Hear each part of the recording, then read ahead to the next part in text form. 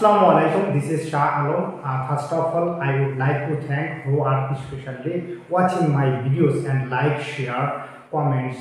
So, আজকে তোমাদের জন্য আরো একটি ভিডিও নিয়ে এসেছি স্পোকেন ইংলিশের জন্য, যে ভিডিওটা খুবই প্রয়োজনীয়। যে আমরা আজকে I will discuss about the word, the verb keep. Keep এমন একটি ভার্ব যে ভার্বটা দিয়ে আমরা কতগুলি এবং কত রকমের বাক্য বানাতে পারি, এই বিষয়ে আমরা আজকের ভিডিওটা লম্বা না করে শুরু করে যাই। অনুশীলন করতে থাকো, তুমি অনর্গল ইংরেজিতে কথা বলতে পারবে। অনুশীলন করতে থাকো, তুমি ইংরেজিতে অনর্গল কথা বলতে পারবে। তুমি চেষ্টা চালিয়ে যাও, হাল ছেড়ো না।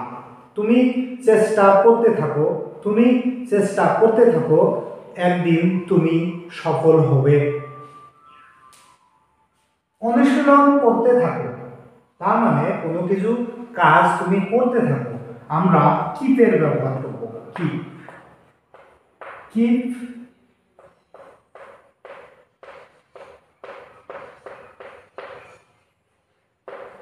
keep practicing,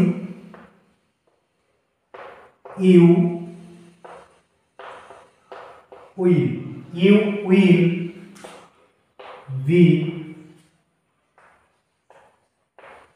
able to speak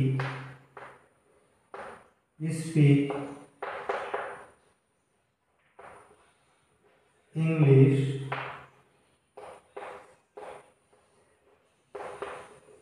fluently. Keep practicing, এখানে একটু লক্ষ্য করো, keep এবং practicing পর পর দুটি বাক্য এখানে দেওয়া আছে, পর পর দুটি বাক্য দেওয়া আছে। keep একটি ভার্ব, practice আরো একটি ভার্ব। সো পর পর যদি দুটি বাক্য থাকে, আমি already I discuss previous video that পর পর যদি দুটি বাক্য থাকে, সেকেন্ড ভার্বটির সঙ্গে সব সময় আইএনজি ফর্ম ব্যবহৃত হয়, আইএনজি। দিস ইজ হোয়াই প্র্যাকটিসের সঙ্গে আইএনজি ব্যবহার করা হয়েছে।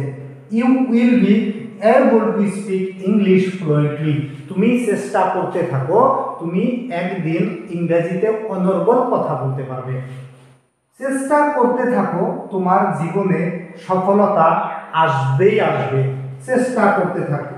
So we use keep trying.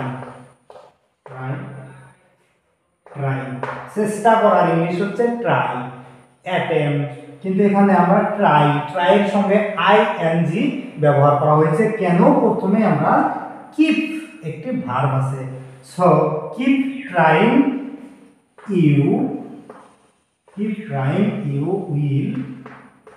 you will succeed. You will succeed, সফলতা তোমার জীবনে আসবে। in your life, চেষ্টা করতে থাকো, তোমার জীবনে সফলতা আসবে। এরকম বাক্য আমরা কিপ দিয়ে শুরু করব। চেষ্টা চালিয়ে যাও, হাল ছেড়ো না। কিপ ট্রাইং, হাল ছেড়ো না। চেষ্টা করে যাও, চেষ্টা চালিয়ে যাও, হাল ছেড়ো না। ডোন্ট গিভ আপ, হাল ছেড়ো না। এই শব্দটির ইংরেজি হচ্ছে গিভ আপ, ছেড়ে দেওয়া বা ত্যাগ করা, এরকম বোঝালে আমরা গিভ আপ ব্যবহার করি। সো হাল ছেড়ো না, ডোন্ট, যেহেতু না করা হয়েছে, ডোন্ট গিভ আপ, তুমি হাল ছেড়ো না, চেষ্টা চালিয়ে যাও, তুমি একদিন সফল হবেই। তোমরা তোমার গোপন কথা সযত্নে রাখবো, তোমার গোপন কথা সযত্নে রাখবো। তো এখানে সাবজেক্ট কে? সাবজেক্ট আমি, মানে আমি তোমার কথা গোপনে রাখবো, তার মানে সাবজেক্ট বা কর্তা হচ্ছে আমি। So I shall. আজকের দিনে আমরা আয়ের সঙ্গে উইল ব্যবহার করতে পারি। আমরা গ্রামেটিক্যাল নিয়ম যদি দেখি, আইয়ের সঙ্গে সাধারণত শ্যাল ব্যবহার করা হয়, কিন্তু আজকের দিনে আমরা আইয়ের সঙ্গে অনবরত উইল ব্যবহার করতে পারি, কোনো ভুল হবে না। I shall keep, I shall keep তোমার, I shall keep your, I shall keep your secret safe, আমি তোমার গোপন কথা কি করব, সযত্নে রাখব। সে তার কথা রাখতে প্রতিশ্রুতি দিয়েছিল। এখানে সাবজেক্ট বা কর্তা হচ্ছে হি, প্রতিশ্রুতি দিয়েছিল এটি হচ্ছে ভার্ব।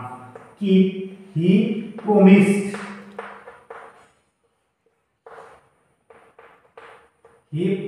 যেহেতু অতীতকালে প্রমিসড দিয়েছিল, প্রতিশ্রুতি দিয়েছিল, দিস ইজ হোয়াই আমরা কি ব্যবহার করছি, প্রমিসড ব্যবহার করছি। হি প্রমিসড টু কিপ,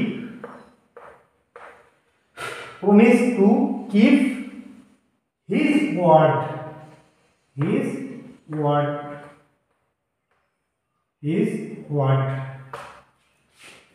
সে তার কথা রাখতে প্রতিশ্রুতি দিয়েছিল। সো কিপ দিয়ে আমরা কিরকম এবং কতগুলো বাক্য বানাতে পারি আমরা এই ভিডিওটিতে আলোচনা করলাম। যদি ভিডিওটি ভালো লেগে থাকে তাহলে একটি লাইক, কমেন্ট, শেয়ার করবা। Thank you.